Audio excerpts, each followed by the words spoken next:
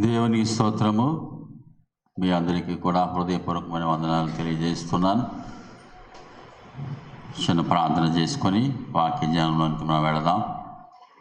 ప్రేమగల పరలోకపు తండ్రి, సర్వకృపానిధి అయిన యేసు ప్రభువా, అత్యున్నత సింహాసనాసీనుడవైన నా ప్రియ పరలోకపు తండ్రి, నీకు వేలాది వందనాలు.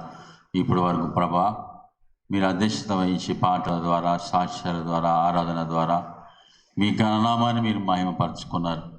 అయ్యా, మీ జీవము గల మాటలు వినటానికి నీ పాదాల యొద్దకు మేము చేరి ఉన్నాం.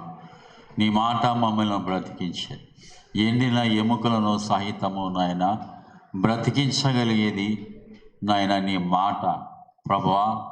అటు మాట చేత మమ్మల్ని మీరు అయా బలపరచండి, సంధించండి ప్రభువా. మా హృదయాలను సంధించండి నాయన. నీకు వందనాలు అయా. మమ్మల్ని మీరు రాకడకు సిద్ధపరిచి అయా సమస్త ఘనత మహిమ పొందుకోమని యేసు నామమున వేడుకొంచున్నాము తండ్రి, ఆమేన్. పరిశుద్ధ గ్రంథములో నుంచి మరి చదవబడినటువంటి వాక్య భాగం యెహెజ్కేలు గ్రంథం. యెహోవా హస్తము నా మీదికి వచ్చెను, నేను ఆత్మవశుడనై ఉండగా యెహోవా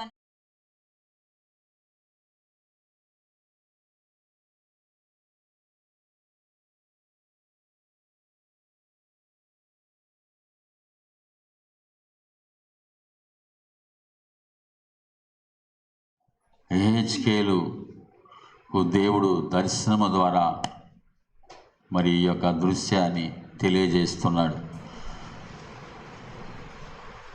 దర్శనము ద్వారా ఈ దర్శనములో ఒక ఎముకల లోయ కనబడుతున్నట్లుగా మనం చూస్తున్నాం. ఇక్కడ మనం గమనించినట్లయితే పూర్వకాలంలో యుద్ధాలు జరిగేటప్పుడు ఏం చేసేవారంటే ఈ లోయలలో యుద్ధాలు చేసేవారు. ఈ లోయలలో యుద్ధాలు చేసినప్పుడు మరి హతులైన వారు, ఓడిపోయినటువంటి సైనికులు హతులై వారు అక్కడ వారి మృత కళేవరాలు ఆ లోయలో అలాగ పడిపోయి ఉండేవి. వారిని పాతి పెట్టేవారు కాదు. వాటిని ఆ మృత కళేవరాలను మరి ఆకాశ పక్షులు అలాగే జంతువులు తినివేసాయి.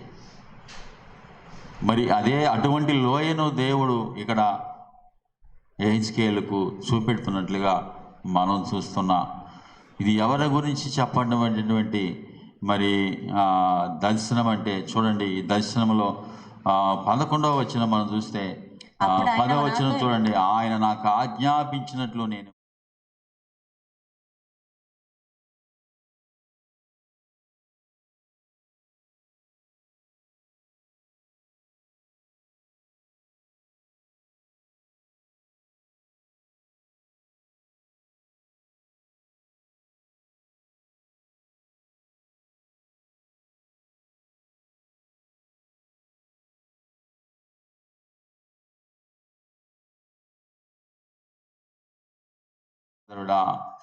ఎముకలు ఎవరికి సూచన అంటే ఇజ్రాయేలు జనాంగానికి సూచనగా ఇక్కడ కనబడుతున్నాయి.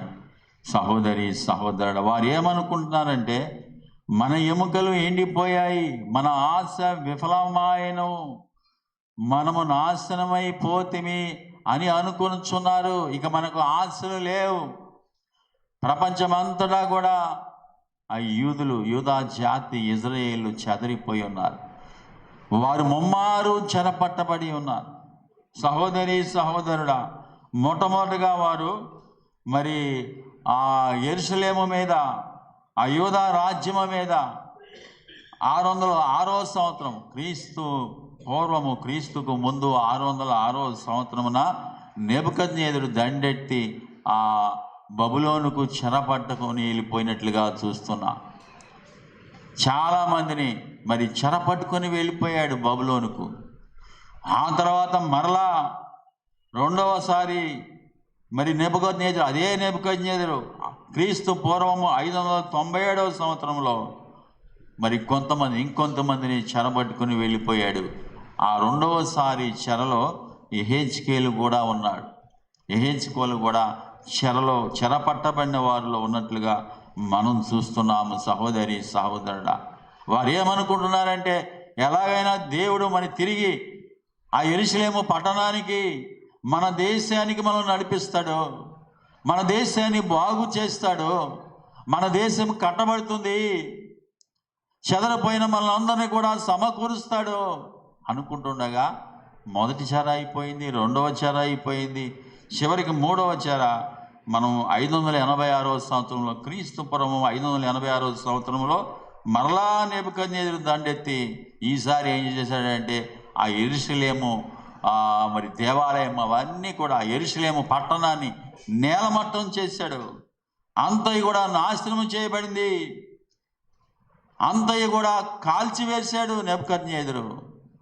మరి మూడవసారి ఇక అప్పుడు ఇజ్రాయేలు జనాంగం అనుకుంటున్నారట, ఇక మన ఆశ విఫలమైపోయింది, మన ఆశ అడియాశ అయిపోయింది, ఇక మన ఆశ చిగురించే పరిస్థితులు లేవు, మనమంతా నాశనం అయిపోయా అనుకుంటున్నారట. సహోదరి చూడండి, ఈ మాట మనం గమనించినట్లయితే ఇది బైబిల్ గ్రంథంలో కూడా రాయబడింది 3 సార్లు చెర. మొట్టమొదట 2వ దినవృత్తాంతములు 36వ అధ్యాయం 5వ వచనం. యెహోయాకీము ఏలనారంభించినప్పుడు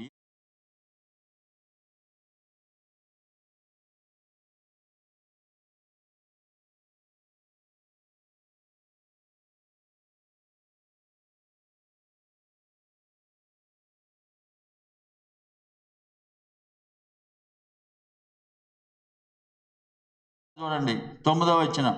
యెహోయాకీను ఏలనారంభించి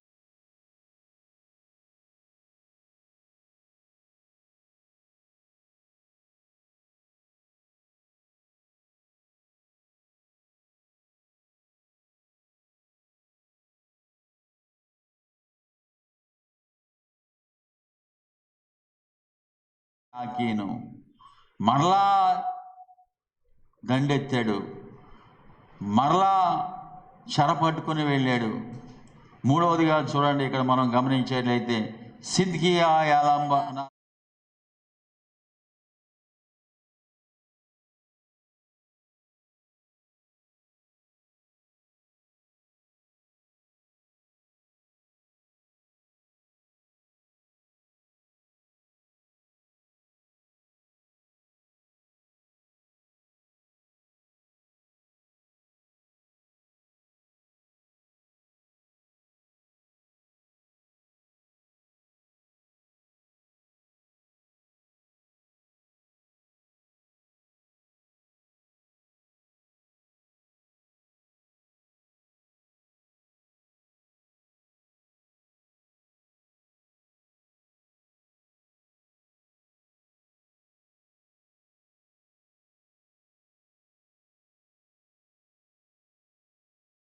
అండి.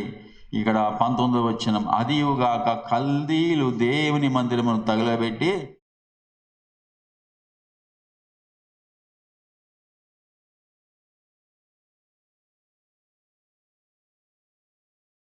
ఇక మనం సమకూర్చబడతాం, ఇక మన దేశంలో మనం ప్రశాంతముగా పరిపాలించుకోవచ్చు, స్వతంత్రత కలిగి స్వేచ్ఛగా ఉండవచ్చు, మన దేవుని ఆరాధించుకోవచ్చు అని వారు అనుకున్నారు. కానీ వారి ఆశ అడియాశ అయిపోయింది. సహోదరి సహోదరుడా, మన ఆశ విఫలమైపోయింది. అప్పుడు వారికి నిరీక్షణ లేదండి, నిరీక్షణ కోల్పోయారు, నిరాశలో మునిగిపోయారు. సహోదరి సహోదరుడా, అప్పుడు వారిని ఆదరించడానికి, బలపరచడానికి మరి ఈ యొక్క హెచ్కేలకు దేవుడు దర్శనాన్ని ఇస్తున్నాడు, దేవుడు దర్శనాన్ని ఇస్తున్నాడు. సహోదరి సహోదరుడా, ఈ దర్శనంలో ఏమని తెలియజేస్తున్నాడంటే, యేసుక్రీస్తు ప్రభు వారు భూమి మీదకి వచ్చినప్పుడు వారందరూ కూడా, యూదులందరూ, ఇజ్రాయేలు జనులందరూ కూడా రక్షించబడతారు, వారందరూ కూడా సమకూర్చబడతారు. సహోదరి సహోదరుడా, వారందరూ కూడా రక్షించబడతారు అనే విషయాన్ని దీని ద్వారా, ఈ యొక్క దర్శనము ద్వారా తెలియజేస్తున్నాడు. సహోదరి సహోదరుడా, ఈ దర్శనాన్ని వివరిస్తున్నాడు దేవాది దేవుడు. ఇదంతా చెప్పిన తర్వాత ఎండిన ఎముకలు యూదా జాతిని సూచిస్తున్నాయి, ఇజ్రాయేలును సూచిస్తున్నాయి. సహోదరి సహోదరుడు, అప్పటికే ఇజ్రాయేలు దేశం రెండుగా విడిపోయింది. మరి యూదా రాజ్యము, ఇజ్రాయేలు రాజ్యము, యూదా బెన్యామీను గోత్రాలు ఒక రాజ్యముగా, మిగిలిన 10 గోత్రాలు మరొక రాజ్యముగా సొలొమోను యొక్క కుమారుడైన రెహబాము పరిపాలనలో రెండుగా విడిపోయినట్లుగా మనం చూస్తున్నాం.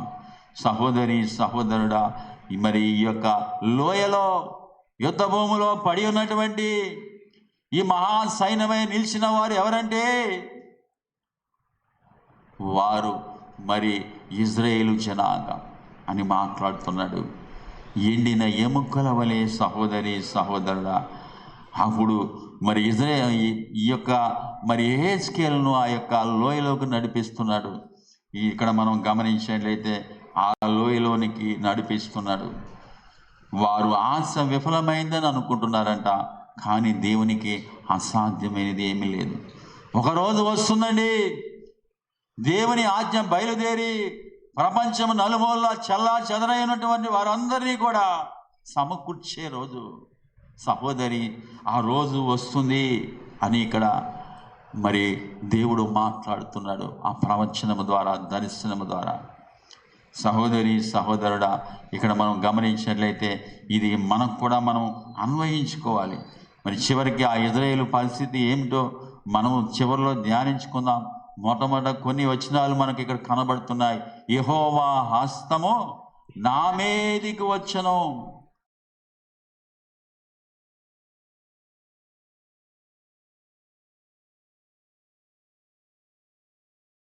యెహెజ్కేలు మీదకి వచ్చింది దేవుని హస్తము. సహోదరి సహోదరుడా, ఎవరైతే ఆయన ఆశ్రయిస్తారో, ఆయన ఆశ్రయించిన వారికంట ఆయన హస్తము తోడుగా వస్తుంది, వారిని బలపరుస్తుంది, వారికి శక్తినిస్తుంది. ఎవరైతే ఆయన విసర్జిస్తారో వారి మీద ఆయన హస్తము ఉగ్రతను కొమ్మరిస్తుంది, ఉగ్రతను కొమ్మరిస్తుంది. సహోదరి సహోదరుడా, ఆయన ఆశ్రయించిన వారి మీద ఆయన హస్తము వారిని బలపరిచి వారికి తోడుగా వస్తుంది.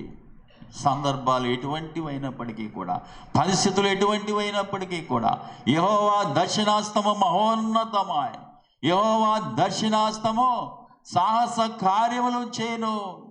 ఐగుప్తీయులు మరి ఇజ్రాయేలు జనాంగాన్ని ఐగుప్తు దేశాల నుంచి విడిపించేటప్పుడు ఆయన అంటాడు, ఆయన తన బాహుబలము చేత, చాచిన చేత వారిని ఐగుప్తు నుంచి విడిపించాడు.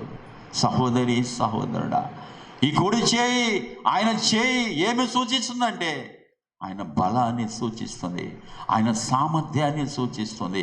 చూడండి, 2వ రాజుల గ్రంథము 3వ అధ్యాయం 15వ వచనం. 2వ రాజుల గ్రంథము 3వ అధ్యాయం 15వ వచనం. నా యొద్దకు వీణ వాయించగల ఒకరిని తీసుకుని రమ్ము.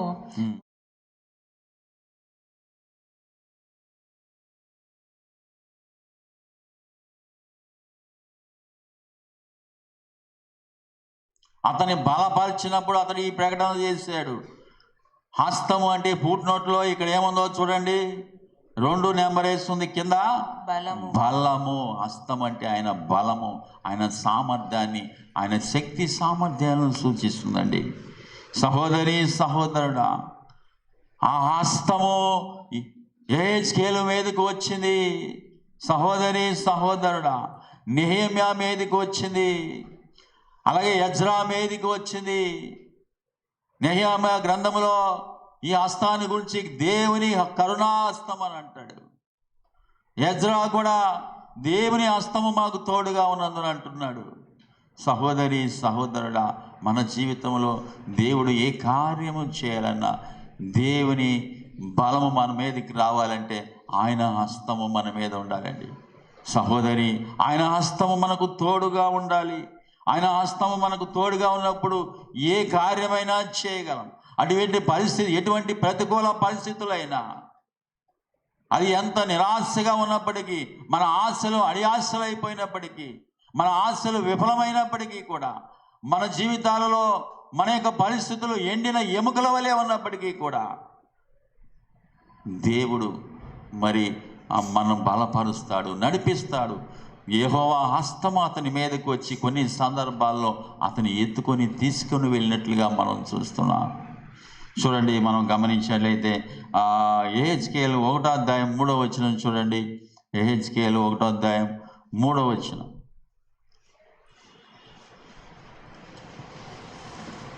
ఆ నెలలో 5వ దినమున కల్దీల దేశమందున్న కేబారు నదీ ప్రవాహమున యెహోవా వాక్కు బూజీ కుమారుడును యాజకుడును యెహెజ్కేలునకు ప్రత్యక్షము కాగా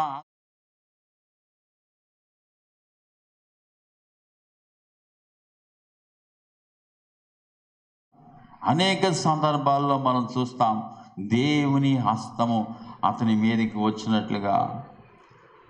అలాగే 8వ అధ్యాయం 3వ వచనం మనం చూస్తాం. 8వ అధ్యాయం 3వ వచనం, మరియు చెయ్యి వంటిది ఒకటి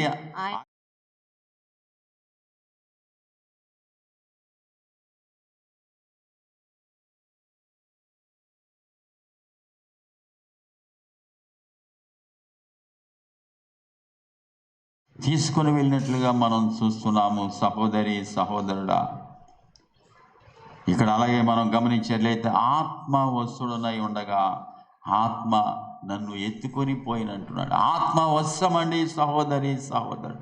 ఆత్మ స్వాధీనంలోనికి వెళ్ళిపోట.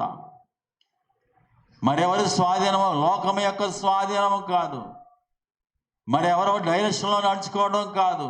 మనం ఎల్లప్పుడూ కూడా ఆత్మ స్వాధీనములో ఉండాలి, ఆత్మ పూర్ణులై ఉండాలి, ఆత్మ వశులై ఉండాలి. సహోదరి సహోదరుడా, ఇక్కడ మనం గమనించినట్లయితే మరి పలుమార్లు ఆత్మ చేత ఆత్మ వశుడై నడిపింపబడినట్లుగా యెహెజ్కేలును మనం చూస్తాం. యెహెజ్కేలు 3వ అధ్యాయం 14వ వచనంలో మనం చూస్తే 3వ అధ్యాయం 14, ఆత్మ నన్నెత్తి తోడుకొని పోగా నా మనసుకు కలిగిన రౌద్రాగ్ని చేత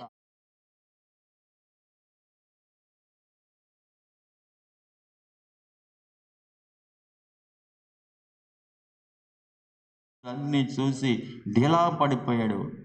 సహోదరి సహోదరుడు, ఆత్మ తీసుకొని వెళ్ళి ఆ యొక్క మరి చెర పట్టబడినటువంటి యూదుల మధ్య, నిరాశ ఆశను కోల్పోయినటువంటి వారి మధ్య ఉంచినప్పుడు ఇక్కడ మరి కొన్ని దినాలు ఏమీ చెప్పక మౌనంగా ఉండిపోయాడు.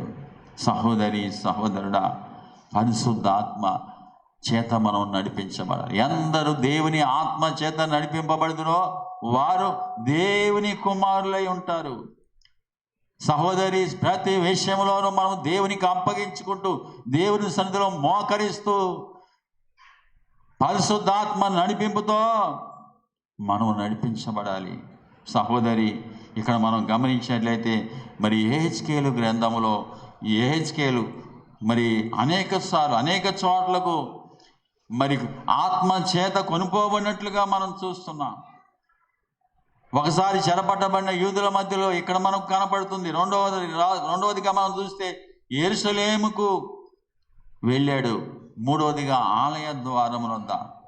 ఇక్కడ ఇవన్నీ కూడా 8వ అధ్యాయం 3వ వచనం, అలాగే 11వ అధ్యాయం 1వ వచనం, 11వ అధ్యాయం 24వ వచనం, ఇవన్నీ కూడా చూడండి. తర్వాత ఆత్మ చేత బబులోనుకు కూడా కొనుక్కోబడ్డాడు. సహోదరి సహోదరుడా, ప్రకటన గ్రంథంలో చూస్తే మరి పద్మాసు దీపంలో పరవాసిగా ఉన్నటువంటి భక్తుడైన యోహాను ఆత్మ వశుడై పరలోకానికి వెక్కి వెళ్ళినట్లుగా మనం చూస్తున్నాం. ఆత్మ వశుడై.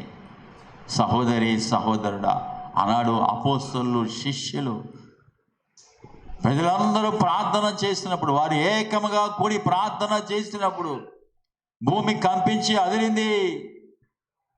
వారు పరిశుద్ధాత్మతో నింపబడి వాక్యము ధైర్యముగా బోధించినట్లుగా మనం చూస్తున్నాం. ఆత్మ పూర్ణులై ఉండండి మనకు దేవుని వాక్యము హెచ్చరిస్తుంది. ఈనాడు మరి ఎవరి వశంలో మనం ఉండాలండి? ఎవరి చేత నడిపింపబడుతున్నాం? చాలామంది మాకు తల్లిదండ్రులే డైరెక్షన్ అండి, బంధుమిత్రులే డైరెక్షన్ అండి, ఫలానా వ్యక్తి నాకు డైరెక్షన్ అండి. సహోదరి, కాదు. దేవుని చిత్తమేది? దేవుని ఆత్మ చేత మనం నడిపింపబడాలి. సౌలును దేవుని ఆత్మ విడిచిపెట్టి వెళ్ళిపోయింది. దేవుని ఆత్మ విడిచిపెట్టి వెళ్ళినప్పుడు ఏం చేశాడు? దావీదును చంపడానికి తరుముతున్నాడు. సహోదరి సహోదరుడా, చివరికి తన ప్రాణాన్ని పోగొట్టుకున్నాడు. ఎవరి వశంలో మనం ఉన్నాం?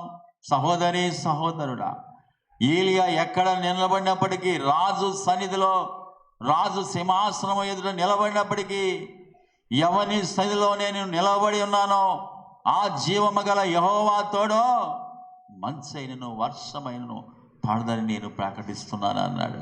సహోదరి సహోదరుడా, ఆత్మచేత మరి భక్తుడైన ఏలియా నడిపింపబడ్డాడు. సహోదరి సహోదరుడా, ఇక్కడ ఈ విషయాన్ని మనం జ్ఞాపకం చేసుకోవాలి. ఎక్కడికి తీసుకుని వెళ్ళాడంట? యెహెజ్కేలు గ్రంథము 37వ అధ్యాయం, యెహోవా హస్తము నా మీదికి వచ్చాను, నేను ఆత్మవశుడనై ఉండగా యెహోవా నన్ను తోడుకొని ఎముకలతో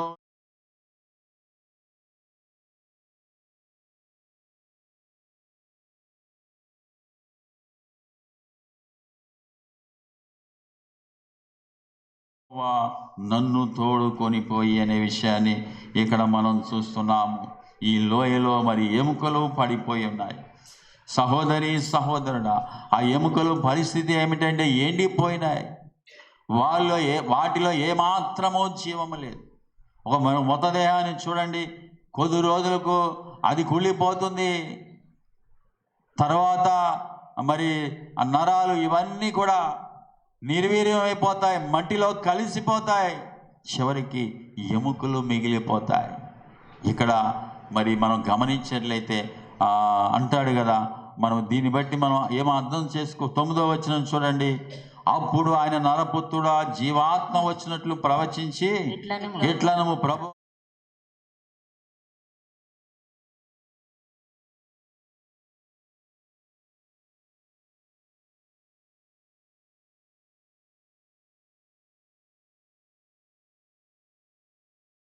హతులైపోయారు.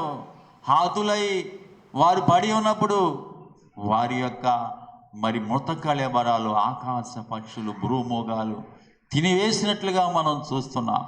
ఎండకు ఎండిపోయి అవి ఏమాత్రము జీవము లేకుండా అవి ఎండిపోయినట్లుగా మనం చూస్తున్నాం. అంటే చాలా కాలమైంది అలాగా పడవేసి, సహోదరి, ఏమాత్రము కూడా జీవము లేదు. ఆ విషయాన్ని ఇక్కడ మనం జ్ఞాపకం చేసుకుందాం.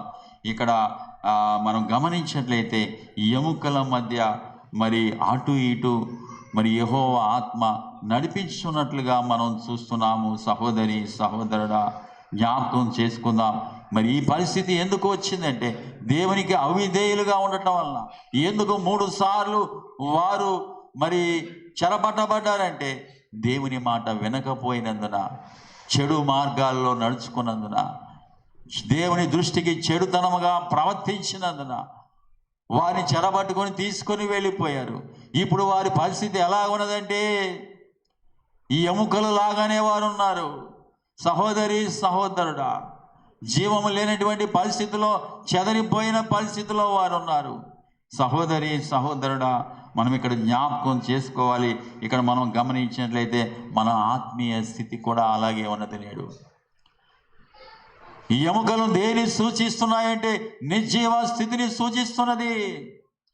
మీరు అపరాధముల చేత, పాపముల చేత చచ్చిన వారుగా ఉండగా ఆయన కరుణా సంపన్నుడై ఉండి క్రీస్తుతో కూడా మనను బ్రతికించాడు. సహోదరి సహోదరుడా,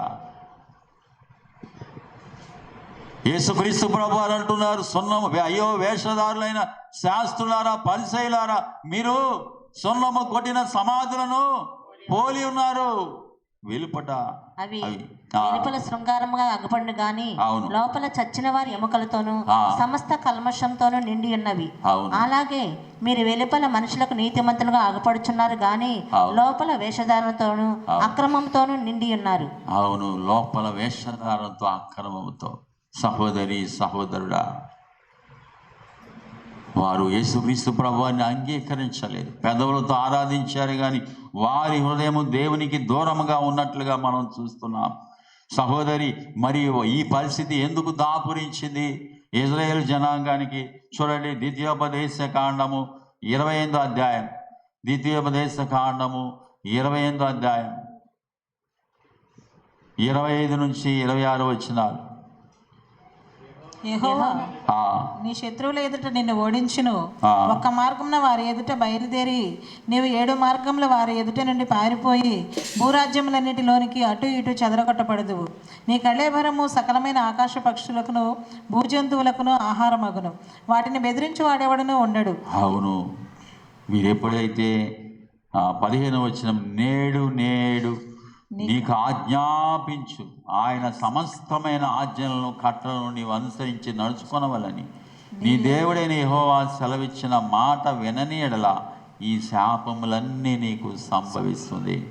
ఆయన ఆజ్ఞలకు అవిధేయులుగా ఉంటే, ఆయన మీద తిరుగుబాటు చేసిన వారముగా ఉంటే సహోదరి, ఆయన దృష్టికి చెడు మార్గాల్లో నడుచుకున్నట్లయితే, చెడుతనమును అనుసరించి నడుచుకున్నట్లయితే ఇక్కడ ఏం జరుగుతుందంటే శత్రువుల చేత తరమబడతారు మీరు అని ఇశ్రాయేలు జనాంగంతో మాట్లాడుతున్నాడు. మీరు ఒక మార్గం వచ్చి 7 మార్గాల్లో వెళ్ళిపోతారు. భూరాజ్యములన్నిటికీ చెదరగొట్టబడతారు. నీ కళేబరములు సకలమైన ఆకాశ పక్షులకు భూజంతువులకు ఆహారమగునంటున్నాడు. సహోదరి సహోదరుడు, శత్రువుల చేతిలో మీరు హతమైపోతారు. మీ దేహాలు మరి ఆకాశ పక్షులకు భూజంతువులకు ఆహారం అవుతాయి. ఇక్కడ అదే ఈ దర్శనంలో కనబడుతుంది. సహోదరి సహోదరుడా, ఎండిపోయిన ఎముకలు, హతులైనటువంటి ఆ సైనికులు, సహోదరి హతులైనటువంటి ఇశ్రాయేలు జనాంగం ఇక్కడ మనకు కనబడుతుంది. అలాగే మనము కూడా ఆత్మీయముగా దేవుని మాటలు వినకపోయినట్లయితే, దేవుని ఆజ్ఞలు గైకొనకపోయినట్లయితే చచ్చిన వారమే. సహోదరి సహోదరుడా, జీవించుచున్నావన్న పేరు ఉన్నది కానీ నీవు మృతుడవే అన్నట్టున్నాడు ఆయన. సహోదరి సహోదరుడా, జ్ఞాపకం చేసుకుందాం సహోదరి, మనం పరీక్షించుకుందాం. ఇక్కడ గమనించినట్లయితే సహోదరి సహోదరుడా, మరి ఇక్కడ ఎముకల మధ్యలోకి యెహెజ్కేలును దేవుడు నడిపిస్తున్నాడు. ఎందుకు నడిపిస్తున్నాడంటే ఆ పరిస్థితిని గుర్తెరగాలని. సహోదరి సహోదరుడా, ఎండిపోయిన స్థితిని దేవుడు ఎక్కడికి వెళ్ళమంటే అక్కడికి వెళ్ళాలి. అయ్యో, ఆ ఎముకలు ఎండిపోయినవి కదా, వాడి మధ్యకి నేను వెళ్ళడం ఏమిటి?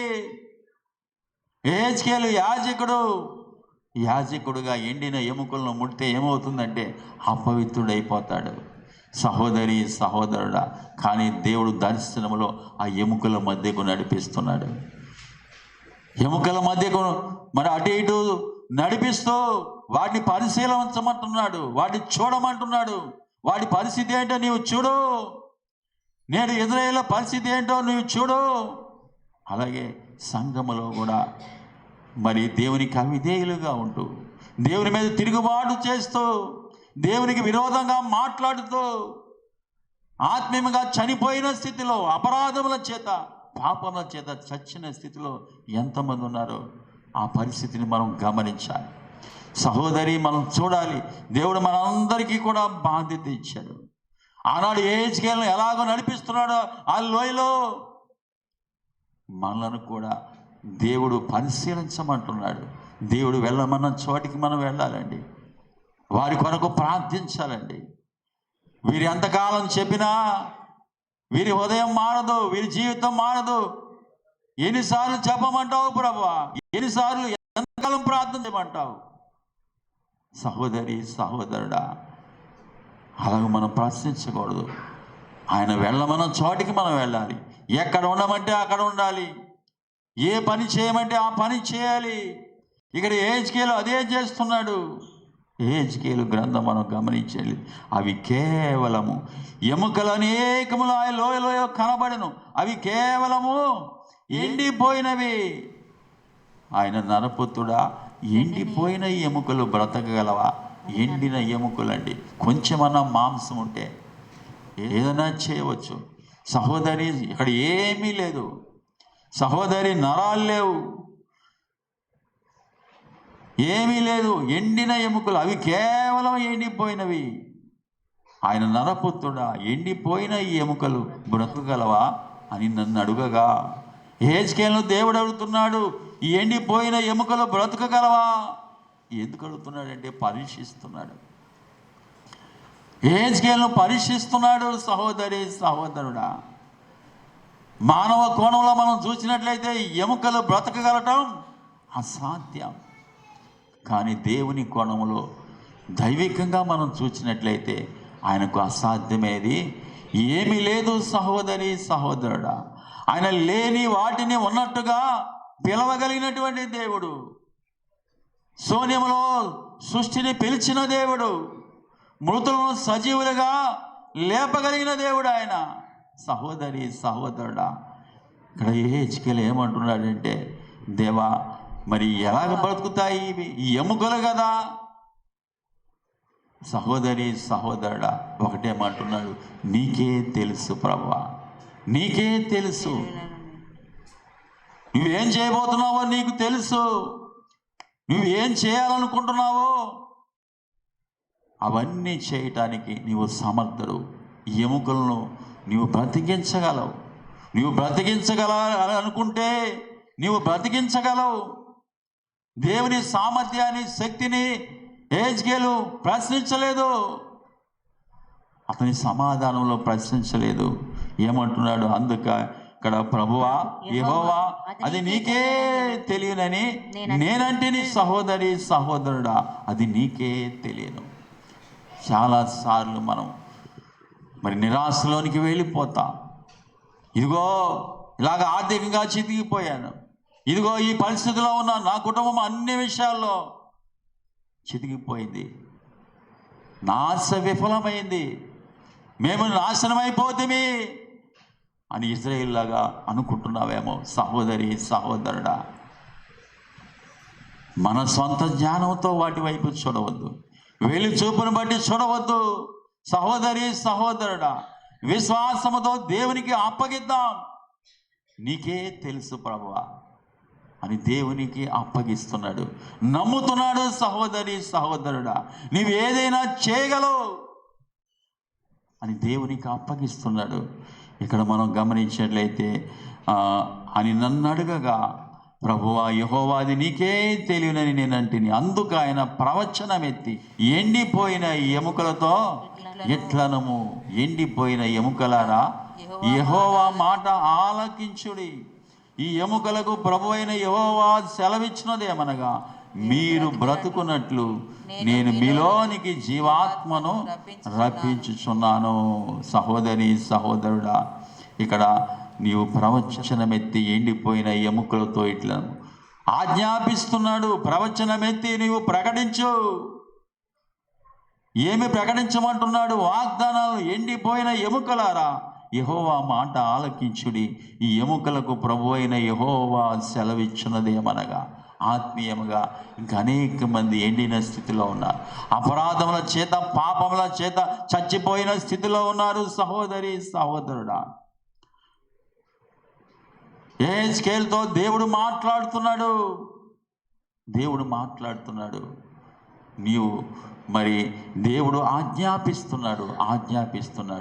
ఆజ్ఞాపించిన తర్వాత మరి ఇలాగ ప్రవచనమెత్తి నీవు ప్రకటించు. ఇదిగో నేను చెప్పినటువంటి ఈ మాటలను నీవు ప్రవచనమెత్తి ప్రకటించు, ఈ వాగ్దానాలు నీవు ప్రకటించు అని మాట్లాడుతున్నాడు. ఈ ఎముకలతో నేను మాట్లాడేది ఏంటి ప్రభువా? ఈ ఎముకలు బ్రతుకుతాయా? సహోదరి సహోదరుడా, ఈ ఆశ విఫలమైపోయింది, ఇక ఏ ఆశలు లేవు, మేము నాశనమైపోతేమే అని అంటున్నారు వారు. ఇవి ఎలాగ బ్రతుకుతాయి అని యెహెజ్కేలు సందేహించలేదు. సహోదరి, దేవుని ఆజ్ఞ ప్రకారం, దేవుని ఆజ్ఞకు లోబడి మరి దేవుడు చెప్పిన మాటలను ప్రకటిస్తున్నాడు, ప్రవచిస్తున్నాడు. సహోదరి సహోదరుడా, మనము కూడా అంతే. దేవుడు చెప్పిన మాటకు మనం లోబడాలి, ఆయన ఆజ్ఞకు లోబడాలి. ఆ పేతురు రాత్రంతా కూడా చేపలు పట్టాడు. పగటి వేళ ఆ ప్రసంగిస్తుండగా జన సమూహముతో చెదరిపోయినటువంటి ఆ చేపల మధ్యలోనికి నీవు వెళ్ళి పడవలోతుకు నడిపించి చేపలు మరి నీ వల విసురాలంటున్నాడు. దేవా, రాత్రంతా చేపలు పట్టాం, ఒక్క చేప కూడా పడలేదు, మా ప్రయాస అంతా వ్యర్థం, అయినను నీ మాట చొప్పున నేను వల వేస్తా అని దేవుని ఆజ్ఞకు లోబడ్డాడు. విస్తారమైనటువంటి చేపలు. సహోదరి సహోదరుడా, నోవహు దేవుని చెప్పినట్లు చేశాడు. 180 సంవత్సరాలు దేవుడు చెప్పినట్టు యావత్తు చేశాడు. చెప్పినట్లుగా ఆ ఓడను నిర్మించాడు. సహోదరి సహోదరుడా, దేవుని ఆజ్ఞకు విధేయుడైనటువంటి నోవహు భయంకరమైన జలప్రళయం, సంవత్సరం పాటు ఇంచుమించు ఆ జలప్రళయం భూమి మీద ఉన్నది. అటువంటి భయంకరమైన జలప్రళయం నుంచి నోవహు తప్పించబడ్డాడు. కారణం ఏమిటంటే దేవుడు చెప్పినట్టు చేశాడు. సహోదరి సహోదరుడా, నువ్వు చెప్పమంటున్నావు, నువ్వు ప్రకటించమంటున్నావు.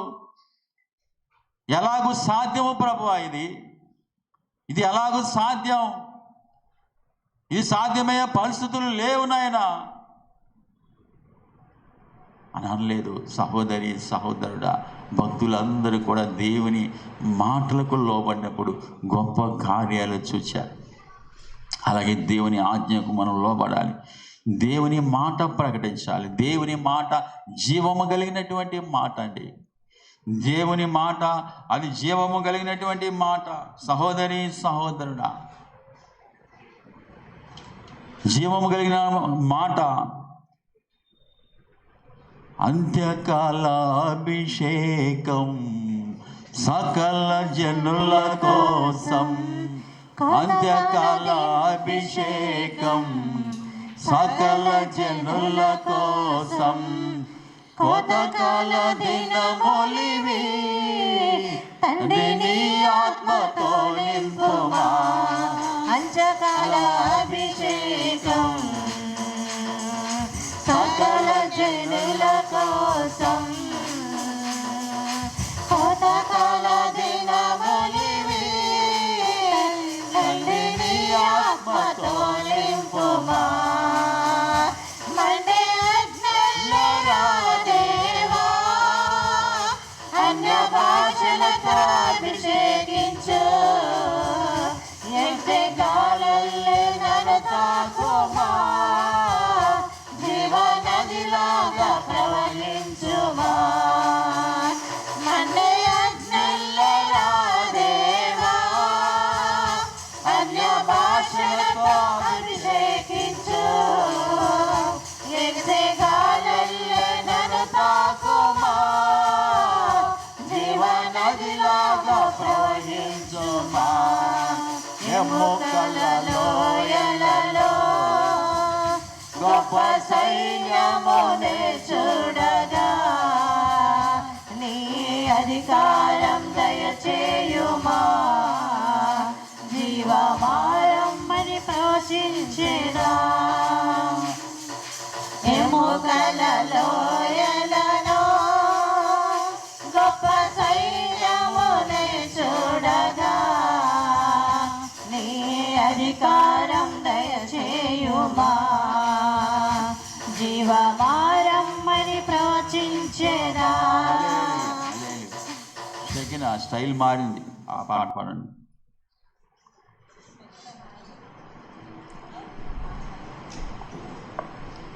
ఎముకల లోయలలో గొప్ప సైన్యమునే చూడగా, నీ అధికారం దయచేయుమా, జీవమారమ్మని ప్రవచించెదా.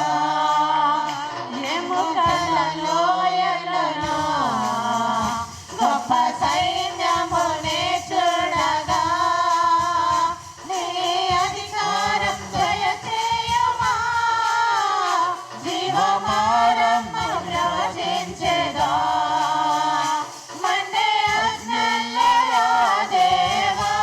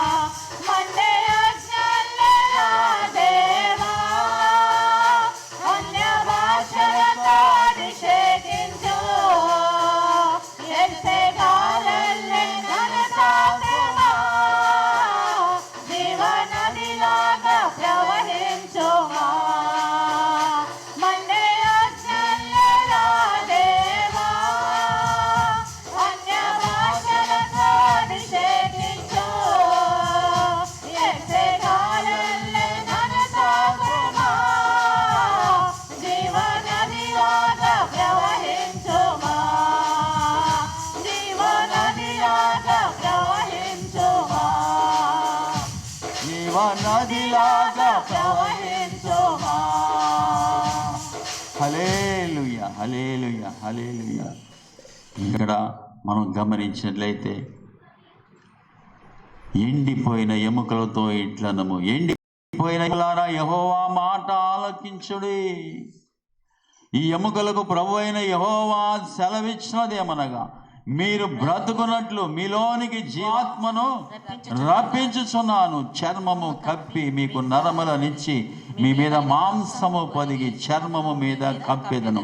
మీలో జీవాత్మనుంచగా మీరు బ్రతుకుదురు. అప్పుడు నేను యెహోవానై ఉన్నానని మీరు తెలుసుకొందురు. సహోదరి సహోదరుడా, ఇక్కడ మనం గమనించినట్లయితే మరి యెహెజ్కేలు మరి పర్వతాలకు ప్రవచించాడు, అడవులకు ప్రవచించాడు. అలాగే ఇక్కడ ఎండిపోయిన ఎముకలకు ప్రవచిస్తున్నాడు, ఎండిపోయిన ఎముకలకు ప్రకటిస్తున్నాడు. సహోదరి, దేవుని మాటలు జీవము గలవండి. అవి జీవము గలవి. మరి అవి ఎవరైతే వాటిని వింటారో, ఎవరైతే ఆ జీవము గల స్వరము వింటారో, వాటి యందు విశ్వసిస్తారో వారికి జీవాన్ని ఇస్తుంది దేవుని మాట. సహోదరి, అందుకనే హెబ్రీయులకు రాసిన పత్రిక 4వ అధ్యాయం 12వ వచనం మనం చూస్తాం. దేవుని వాక్యము సజీవమై రెండంచులుగా ఎటువంటి ఖడ్గము కంటే వాడిగలదై సజీవమైనది, తలుపులను ఆలోచనలను శోధిస్తున్నది.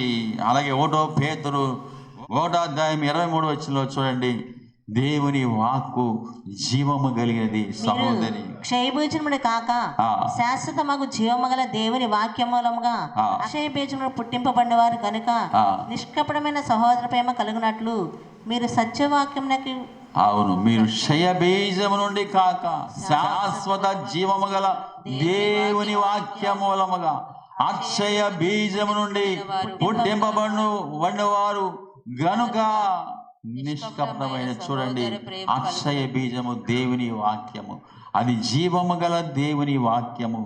సహోదరి సహోదరుడా, ఇక్కడ మనం జ్ఞాపకం చేసుకోవాలి, ఇది క్షయమైపోయే శరీరము. ఈ క్షయమైపోయే శరీరము మరి మనం తల్లి గర్భములో నుంచి వచ్చింది. సహోదరి, ఇది క్షయమైనది. కానీ దేవుని వాక్యం వల్ల వచ్చేటటువంటిది అది సజీవమైనది. సహోదరి సహోదరుడా, అక్షయ బీజం ద్వారా మనము పుట్టాము, తిరిగి జన్మించాము. సహోదరి సహోదరుడా, జీవము కలిగిన వారం మనము. అపరాధముల చేత పాపముల చేత చచ్చిన వారమై ఉండిన మనలను ఆయన బ్రతికించాడు, క్రీస్తుతో కూడా బ్రతికించాడు, మనల్ని రక్షించాడు. సహోదరి సహోదరుడా, జ్ఞాపకం చేసుకుందాం. ఇక్కడ మనం గమనించేట్లయితే దేవుని వాక్యము జీవము కలిగినది. అది మామూలు మరి న్యూస్ పేపర్ల వంటి మాటలు కాదండి. దేవుని వాక్యము ఎక్కడైతే విత్తబడుతుందో అక్కడ అనేకులు రక్షించబడతారు, నిత్య జీవాన్ని పొందుకుంటారు. దేవుని వాక్యము అక్షయ బీజం అది. సహోదరి సహోదరుడా, ఆ పెంతెకోస్తు దినాన పేతురు యోహాను సువార్తను ప్రకటించినప్పుడు ఎంతమంది రక్షించబడ్డారండి? 3000 మంది. సహోదరి, ఆ వాక్యము వారి హృదయములో గుచ్చుకున్నది. అది 2 అంచులు గల ఎటువంటి ఖడ్గము కంటే వాడిగలదై వారి హృదయాల్లోనికి చొచ్చుకొని పోయింది. వారు హృదయాలు నొచ్చుకున్నారు. హృదయాల్లో వెంటనే మారు మనసు పొంది మరి రక్షణ బాప్తిసం తీసుకున్నట్లుగా మనం చూస్తున్నాము. సహోదరి సహోదరుడా, జ్ఞాపకం చేసుకుందాం.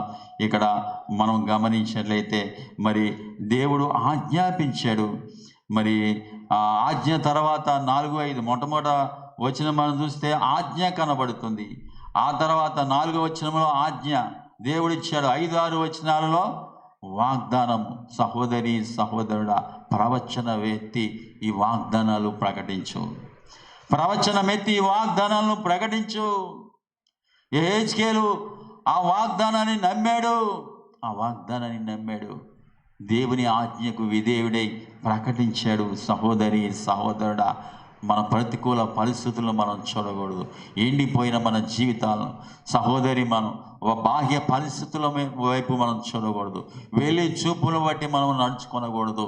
ఆ పరిస్థితులు ఎటువంటి అయినప్పటికీ కూడా ఇక ఈ మనిషి రక్షించబడటం అసాధ్యం, మారు మనసు పొందడం అసాధ్యం, ఆ వ్యసనాల నుంచి విడిపించబడటం అసాధ్యం. ఇదిగో ఎండిపోయిన ఎముకలు. ఆ ఏహెచ్కేలు అట్లా అనలేదండి. దేవా, అతను చూసి ఎండిన అతని మరి ఆ చూపును బట్టి, మానవ శక్తిని బట్టి, మానవ శక్తి సామర్థ్యాలను బట్టి ఆ ఎముకలు బతికించబడటం అసాధ్యమే. కానీ అతడు ఏమంటున్నాడు? దేవునికి అప్పగించాడు. ఇది నీకే తెలుసు ప్రభువా, నువ్వేం చేస్తావో దాన్ని చేయగలిగినటువంటి సమర్థుడు. ఈ ఎండిన ఎముకలను బ్రతికించగలవు, లేదంటే అలాగనే ఎండిన స్థితిలో ఉంచగలవు.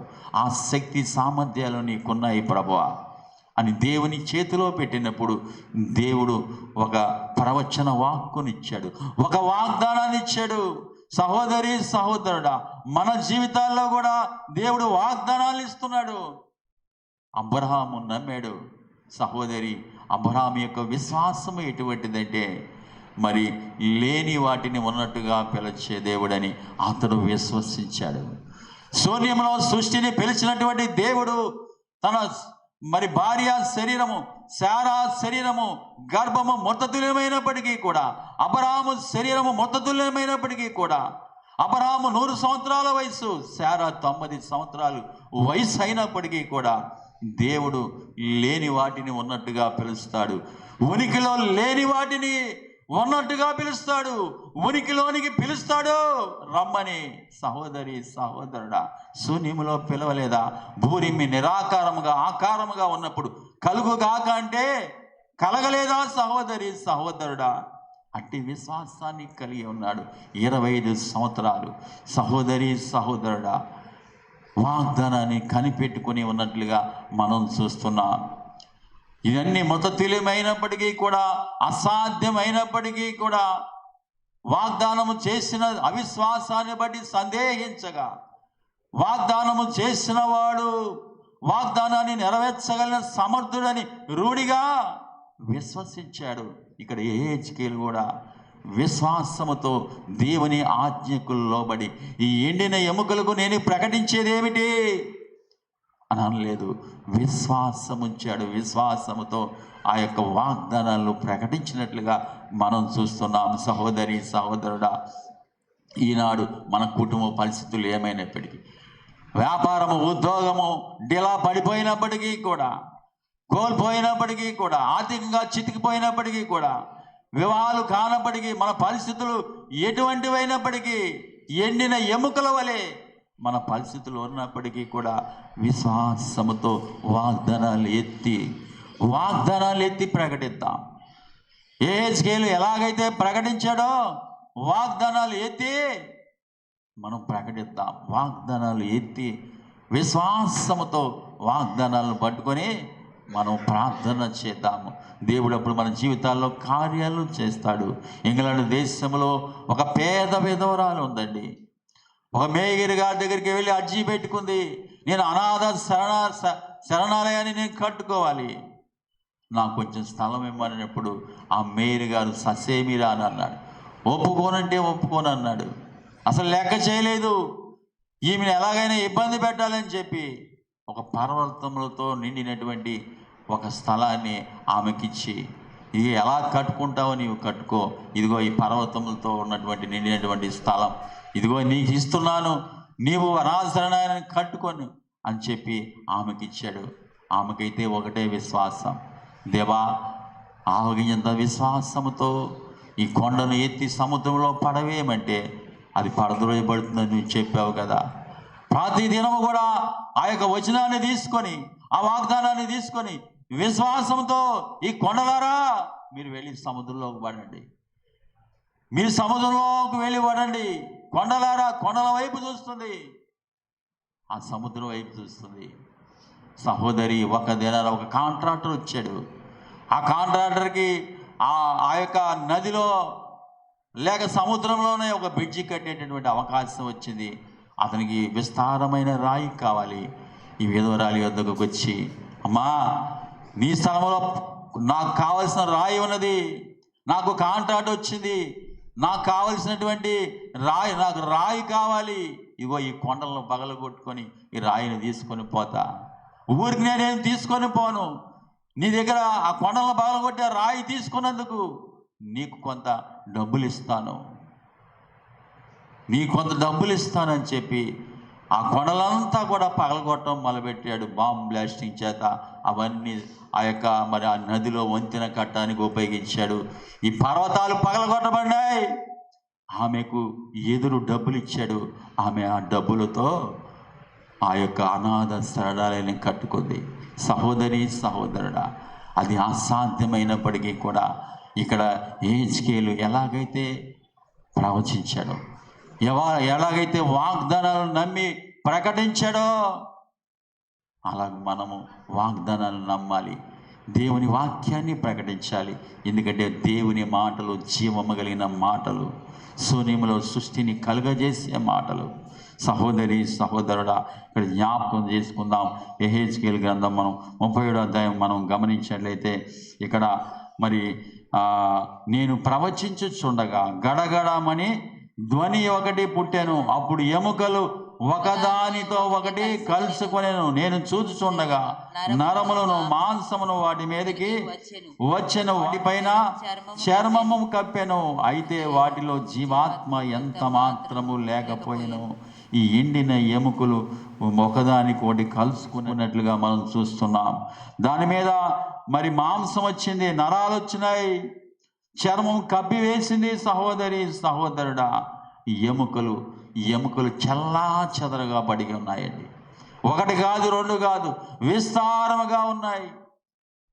అలాగూ కలపబడినటువంటి ఆ ఎముకలు జీవం వచ్చిన తర్వాత మహా సైన్యమయ్యారు. అంటే ఎన్ని ఎముకలు ఉన్నాయి, అసలు ఏ ఎముక ఏ బాడీదో, మరి అస్థి పంజరము ఎవరిదో, ఇవేమి కూడా, ఏ స్కెల్టన్ ఎవరిదో కూడా తెలియదు. కానీ అవన్నీ చల్లా చెదరుగా ఉన్నటువంటి పరిస్థితుల్లో ఏ బాడీకి సంబంధించినటువంటి ఎముకలు, అస్థి పంజరాలు, అలాగే ఈ కపాలము, ఇవన్నీ కూడా ఏకమైపోయి ఆ వ్యక్తి మరి చర్మముతో కప్పబడి, నరములతో కప్పబడి మరి ఒక నిద్రిస్తున్నటువంటి ఒక వ్యక్తిలాగా పడుకున్నాడు. సహోదరి, అలాగే విస్తారం అన్నమాట. సహోదరి, సహోదరుడా, ఇది దేని సూచిస్తుందంటే ఐక్యత. సహోదరి, చెదరగొట్టబడినటువంటి ఇశ్రాయేలీయులు అందరూ కూడా సమకూర్చబడతారు. ఎందుకని ఇక్కడ అంటున్నాడు చూడండి, అక్కడ మన 37వ అధ్యాయం 12వ వచనం, కాబట్టి ప్రవచనం ఎత్తి వారితో ఇట్లనము, ప్రభువుకు యెహోవా సెలవిచ్చినది ఏమనగా, నా ప్రజలారా, మీరున్న సమాధులను నేను తెరచెదను, సమాధిలో నుండి మిమ్మల్ని బయటకు రప్పించి ఇశ్రాయేలు దేశంలోనికి తోడుకొని వచ్చేదను అని అంటున్నాడు.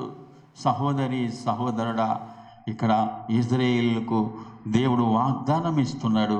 ఇక్కడ మరి సమాధులు అంటే ఏమిటి చూడండి, 27వ వచనం, యెహెజ్కేలు 37వ అధ్యాయం 27వ వచనం, ఇట్లుండగా వారికి ఇలాగూ చెప్పము, ప్రభువైన యెహోవా సెలవిచ్చినది ఏమనగా, ఏ అన్య జనులలో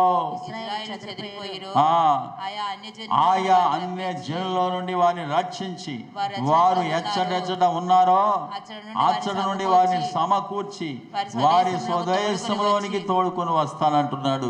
ఈనాడు వారు సమాధులలో ఎముకలు ఉన్నట్లుగా ఆయా దేశాల్లో చెరపట్టబడి ఉన్నారు, ఆయా దేశాల్లో పట్టబడి ఉన్నారు. సహోదరి, సహోదరుడా, దేవుడు శక్తి చేత వారు విడిపింపబడినప్పుడు ప్రపంచ నలుదిక్కుల నుంచి, అనేక దేశాల నుంచి, ప్రపంచ నలుమూల నుంచి కూడా వారు ఇశ్రాయేలు దేశంలో సమకూర్చబడుతున్నారు. ఇప్పుడు ఇశ్రాయేలు అందరూ కూడా ఆ దేశానికి, స్వదేశానికి వస్తున్నారు. సహోదరి, సహోదరుడా, చూడండి, దాని గురించిన ప్రవచనాలు మనకు కనబడతాయి. ఇక్కడ మనం గమనించినట్లయితే మరి ఆ ప్రవచనాలు మనం చూద్దాం.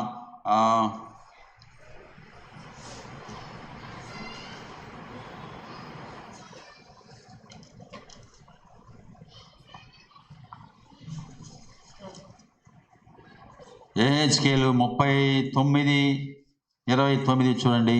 హెచ్కేలు 39:29. అప్పుడు ఇశ్రాయేలీయుల మీద నేను నా ఆత్మను కుమ్మరించేదను గనుక నేనికను వారికి పరాత్మకుడనై ఉండను.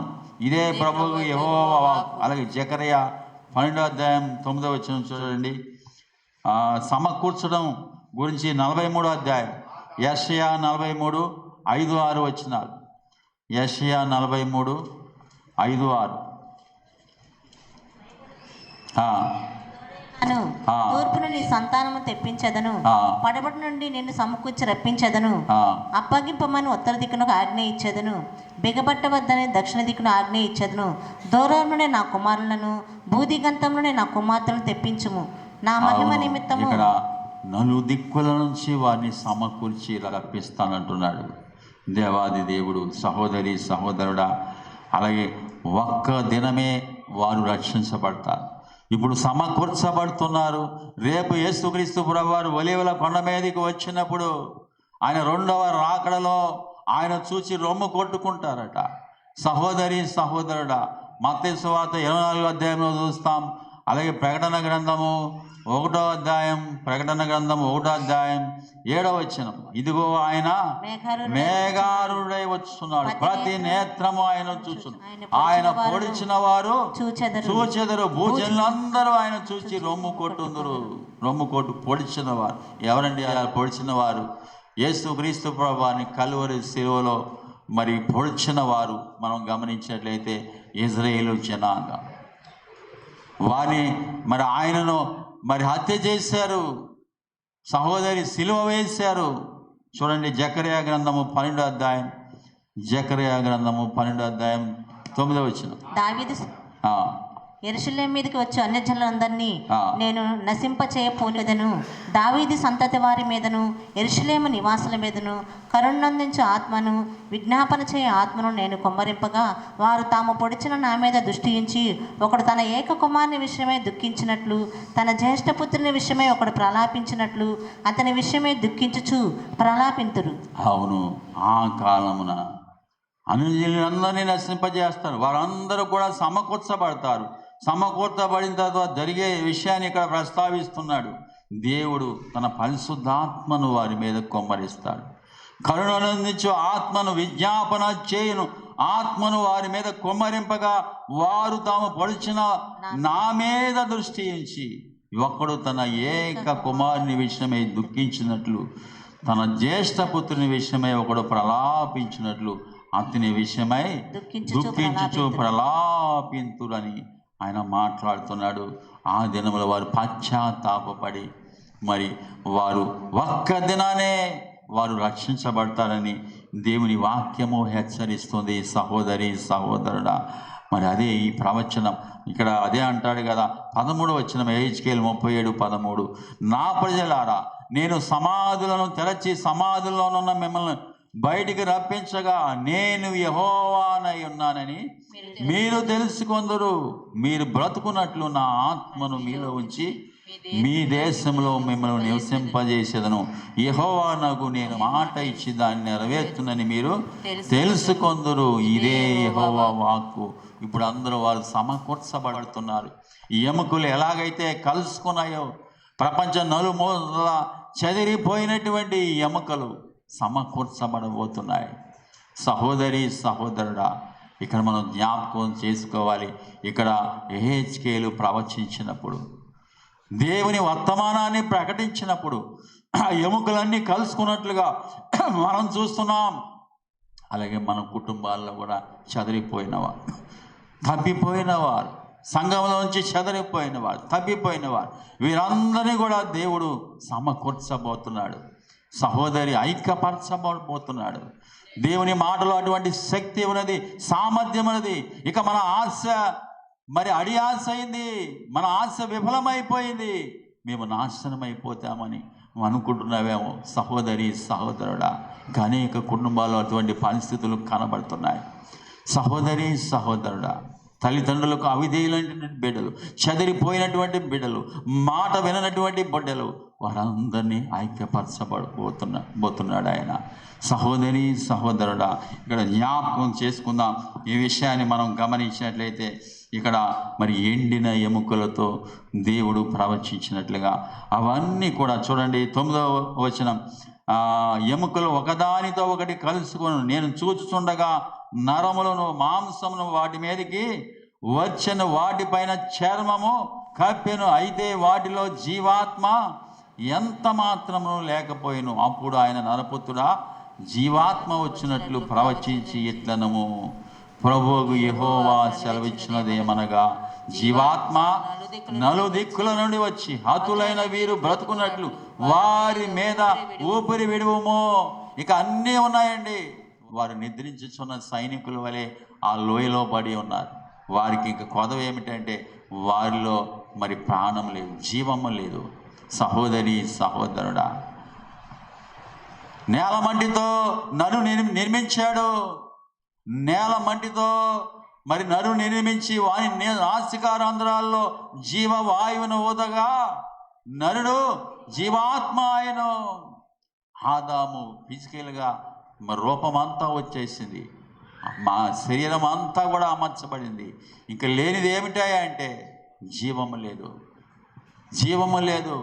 దేవాది దేవుడు ఆత్మను ఊదగా, ఇక్కడ హెబ్రీ భాషలో మూల భాషలో మనం గమనించినట్లయితే జీవాత్మ అంటే జీవము, ఊపిరి, గాలి, పరిశుద్ధాత్ముడు.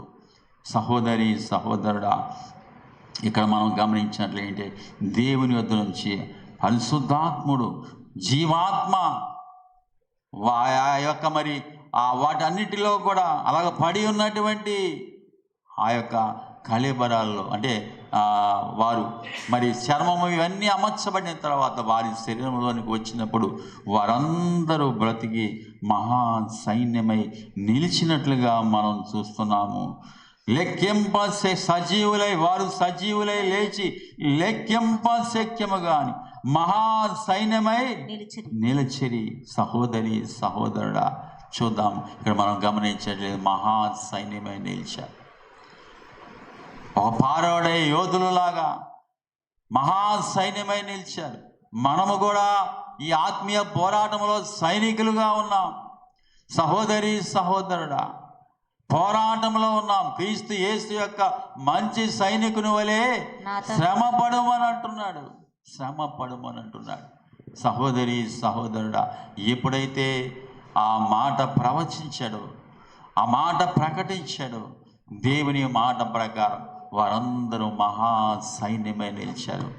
దేవుని మాట అటువంటి సైన్యముగా మనం నిలబెడుతుంది. జీవితంలో ఎన్ని పోరాటాలు వచ్చినా, ఎన్ని అపజయాలు ఎదురైనప్పటికీ కూడా దేవుడు గొప్ప జయాన్ని ఇస్తాడు. మన జయ వీరులుగా మనం నిలబెడతాడు. సహోదరి, విజయోత్సవంతో ఊరేగించున్న రోమిలు రాసిన పత్రిక చూడండి, ఒక మాట అంటాడు. ఆ మాట చదువుకొని మనం మరి ముగించుకున్న రోమిలు రాసిన పత్రిక 8వ అధ్యాయం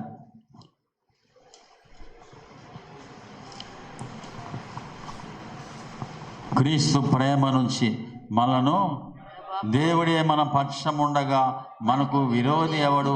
తన సొంత కుమారుని అనుగ్రహించుటకు వెనుదీయక మన అందరి కోసము ఆయన అప్పగించిన వాడు, ఆయనతో పాటు సమస్తమును మనకెందుకు అనుగ్రహింపుడు? దేవుని చేత ఏర్పరచబడిన వారి మీద నేరము మోపువాడెవడు? నీతిమంతులుగా తెచ్చువాడు దేవుడే, శిక్ష విధించువాడెవడు? చనిపోయిన క్రీస్తు యేసే. అంతేకాదు, మృతుల్లో నుండి లేచిన వాడు, దేవుని కుడి పార్శ్వమున ఉన్నవాడును, మన కొరకు విజ్ఞాపన చేయవాడును ఆయనే. క్రీస్తు ప్రేమ నుంచి మనల్ని ఎవరు ఎడబాపుతారండి? శ్రమ, బాధ, హింస, కరువు, వస్త్రహీనత, ఉపద్రవము, ఖడ్గము ఇవేమి కూడా దేవుని ప్రేమ నుంచి మనల్ని ఎడబాపనేరవు. సహోదరి సహోదరుడా, నిన్ను బట్టి దినమెల్లా మేము వధింపబడిన వారు, వధకు సిద్ధమైన గొర్రెలమని మేము ఎంచబడుచున్న వారము. మరి దినదినము చనిపోవచ్చున్నాము, శ్రమలను ఎదుర్కొంటున్నాము. అనారోగ్యాలు ఉన్నాయి, ఇబ్బందులు ఉన్నాయి, ఇరుకులు ఉన్నాయి, సమస్యలు ఉన్నాయి. వీటన్నిటిలో కూడా అత్యధిక విజయము పొందుచున్నాము. ఈ పోరాటంలో దేవుడు విజయాన్ని ఇచ్చేది, దేవుడే మనకు విజయాన్ని ఇచ్చేది.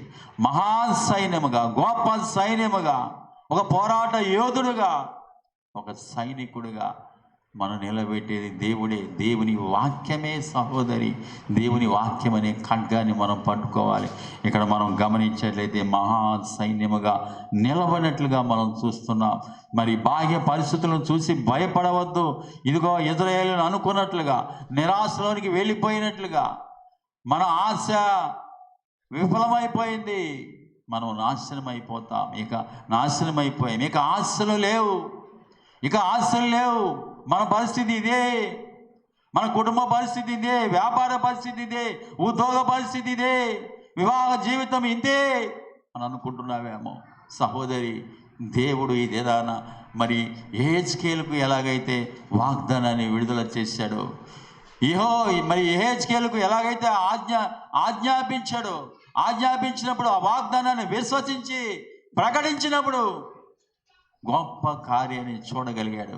అలాగే మన జీవితాల్లో కూడా దేవుని వాక్యాన్ని నమ్ముదాం సహోదరి సహోదరుడా. దేవుని వాక్యాన్ని విశ్వసిద్దాం, దానికి విధేయులవుదాం. యెహెజ్కేలు మరి ఆ బాహ్య పరిస్థితులు చూడలేదు, ఆ ఎండిన ఎముకలను వాటి పరిస్థితి వైపు చూడలేదు.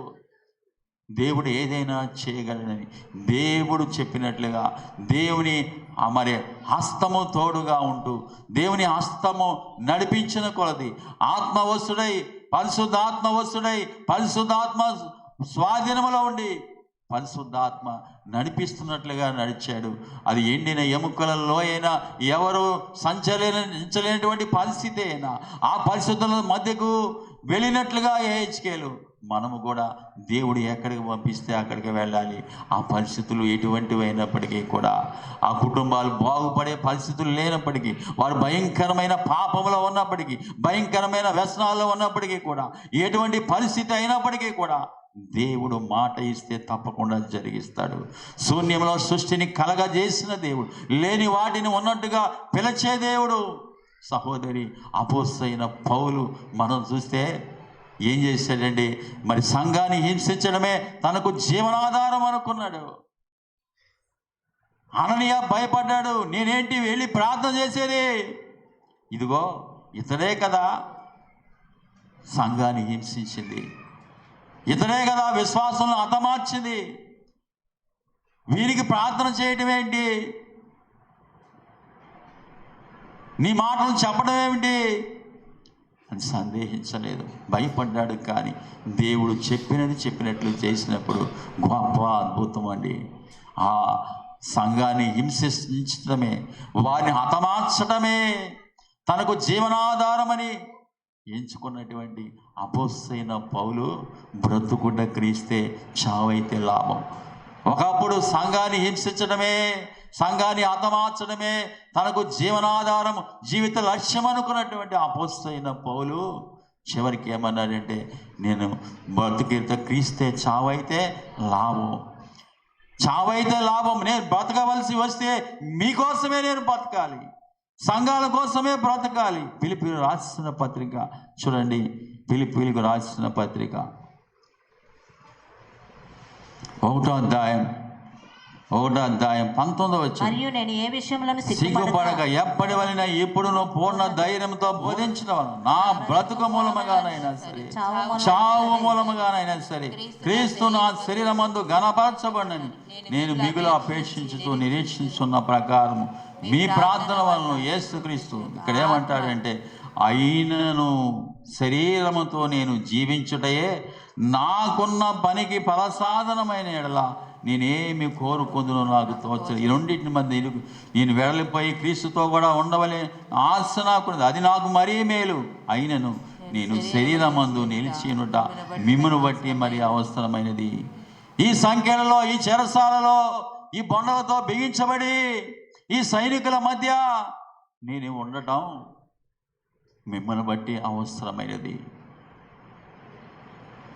మీ సంఘాలకు స్వార్థను ప్రకటించడానికి, బోధించడానికి, పత్రికలు రాయటానికి ఇది అవసరమై ఉన్నది. బ్రతుకుట క్రీస్తే, చావైతే లాభం అని అంటున్నాడు. ఎన్నో శ్రమలు, ఇరుకుల మధ్య కూడా క్రీస్తు కొరకు తాను సమర్పించుకున్నాడు. అందుకని అంటాడు, సువార్త ఎంత శక్తివంతమైనది అంటే, నేను సువార్తను గురించి సిగ్గుపడివాడును కాదు. ఏలైనగా యూదునికి మొదట యూదునికి, గ్రీస్తు దేశస్థునికి, నమ్ము ప్రతి వానిని రక్షించుటకు అది దేవుని శక్తి అండి. అది దేవుని శక్తి. మనం ఎవరో ప్రశ్నించడానికి. యెహెజ్కేలు ప్రశ్నించలేదు. ఎలాగ బ్రతకగలం, మీరు ఎలాగ మారగలరు? 3 చెరలోకి వెళ్ళారు. 3 చెరలకు అప్పగించిన వారి జీవితాలు మారలేదు. వారికి విధేయత లేదు. వారి చెడుతనాన్ని మానుకోలేదు. విగ్రహారాధన విడిచిపెట్టలేదు. ఎలాగ ఎండిన ఎముకలు సజీవమై తిరిగి లేస్తాయి? ఎలాగ బ్రతుకుతాయి? ఈ ఎండిన ఎముకలు బ్రతకగలవా అని యెహెజ్కేలును అడిగినప్పుడు, నీకే తెలుసు ప్రభువా, నువ్వేదైనా చేయగలవు, నువ్వేదైనా చేయగలవు. నేను ప్రార్థిస్తున్నాను, వాక్యాన్ని ప్రకటిస్తున్నాను, వాక్యాన్ని చదవమని చెబుతున్నాను. ఎన్నోసార్లు దేవుని ప్రేమను ప్రకటిస్తున్నాను. అయినా మార్పు లేదు. మార్పు లేదని నీవు అనుకుంటున్నావేమో. సహోదరి, సహోదరుడా, దేవునికి అసాధ్యమైంది ఏమీ లేదు. నిరాశ పడవద్దు సహోదరి. దేవునికి అసాధ్యమే లేదు. ఒక్క క్షణంలోనే మార్చగలిగినటువంటి శక్తి, అద్భుతమైన శక్తి కలిగిన దేవుడు. దమస్కు మార్గంలో అపోస్తలుడైన పౌలును దేవుడు దర్శించాడు. సహోదరి, సహోదరుడా, సౌలా, సౌలా, నీవేళ నన్ను హింసించుచున్నావు, నీవెవరవు? నీవు హింసించుచున్నా యేసునే అన్నాడు. సహోదరి, సహోదరుడా, ఒక్క క్షణం చాలండి ఆయన పట్టుకుంటే. కాబట్టి మనం నిరాశపడవద్దు,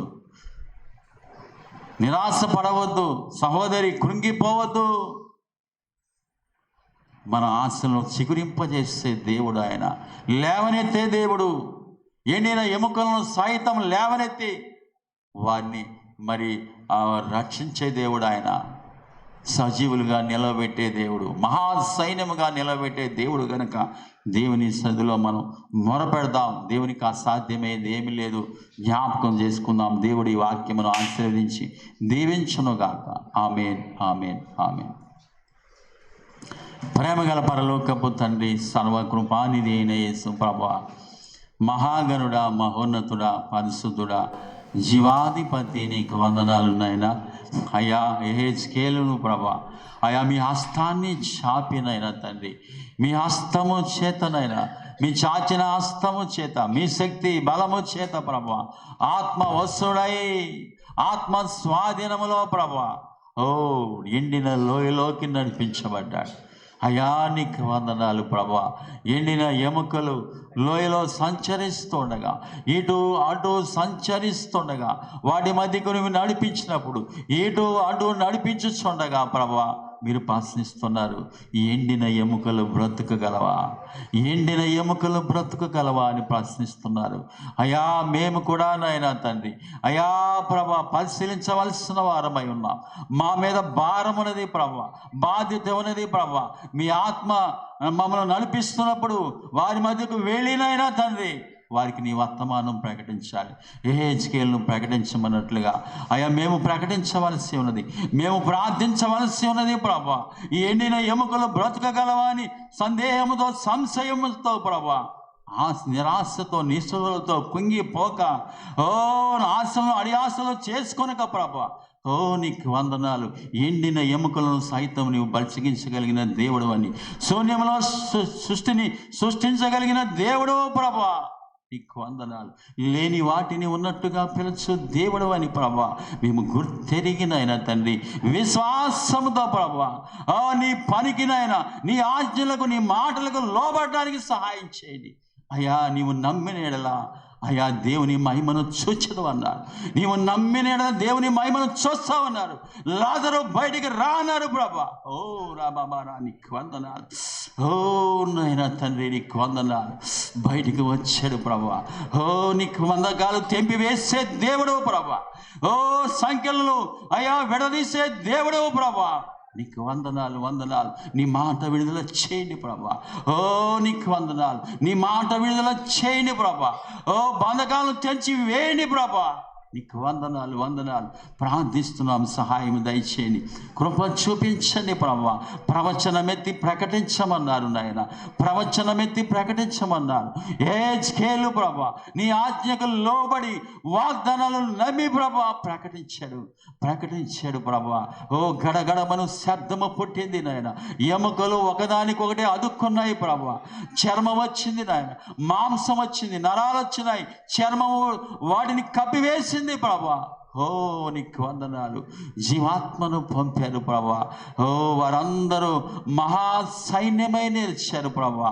ఓ అలాగే ఎలాగో ఎంతమంది ఉన్నారో ప్రభా. ఓ ఎముకల వలె పడి ఉన్నారు, ఎముకల వలె నైనా లోయలో పడి ఉన్నారు. వారందరినీ జ్ఞాపకం చేసుకోండి. అపరాధముల చేత పాపముల చేత ఎంతమంది చచ్చిన వారుగా, ఓ నాయన ఆత్మీయంగా చనిపోయిన వారుగా ఉన్నారు ప్రభా. జీవించుచున్నావన్న పేరు ఉన్నది కానీ మృతులుగా ఎంతమంది ఉన్నారో ప్రభా. ఓ నీకు వందనాలు. వేషధారణతో అక్రమముతో ప్రభా, ఓ నాయన నీకు వందనాలు ప్రభా. అయా తిరుగుబాటుతో అవిధేయతతో నాయన పాపపు వ్యసనాలతో నాయన బంధింపబడి ఉన్నారు. వారందరినీ జ్ఞాపకం చేసుకోండి. ఇప్పుడే దర్శించండి ప్రభా, ఇప్పుడే మాట్లాడండి ప్రభా, ఇప్పుడే మాట్లాడండి ప్రభా. ఓ నీ వాక్కును ప్రకటించండి నాయన, నీ వాక్కును ప్రకటిస్తున్నాం ప్రభా. ఓ బంధకాలు తెగిపోవును గాక, సంఖ్యలు విడిపోవును గాక, ఎండిపోయిన ఎముకలు సజీవముగా నిల్చును గాక, ఎండిపోయిన ఎముకలు సజీవముగా నిల్చును గాక. ఓ నీ ఆత్మ వారి మీదకి దిగి వచ్చును గాక, ఓ నీ ఆత్మ కుమ్మరింపబడును గాక. వారు మహా సైన్యమై నిల్చుదురుగాక. ఓ మంచి సైనికుని వలె పోరాడుదురుగాక, మంచి సైనికుని వలె ఓ పోరాడుదురుగాక. ఓ నాయన ఈ పోరాటంలో విజయము పొందుదురుగాక. హల్లెలూయా. స్తోత్రం స్తోత్రం స్తోత్రం. సహాయము దయచేయండి. విన్న వాక్యాన్ని మరలా మేము జ్ఞాపకం చేసుకుంటూ ప్రభా, ఓ నాయన నీ ఆత్మ వశులమై నీ ఆత్మ స్వాధీనంలో ఉంటూ ప్రభా, నీ ఆత్మ చేత నడిపింపబడుతూ నీవు పంపిన చోటికి మేము వెళుతూ ప్రభా, మేము ప్రార్థిస్తూ హెజ్కేలులాగా ప్రకటిస్తూ ప్రభా, అనేకులు దర్శిస్తూ నాయన తండ్రి నీ మందిరంలోనికి రక్షణలోకి మేము నడిపించడానికి మమ్మల్ని అందరినీ సిద్ధపరిచి సమస్త ఘనత మహిమ మీరే పొందుకోమని యేసు నామమున వేడుకొంచున్నాము తండ్రి. ఆమేన్ ఆమేన్.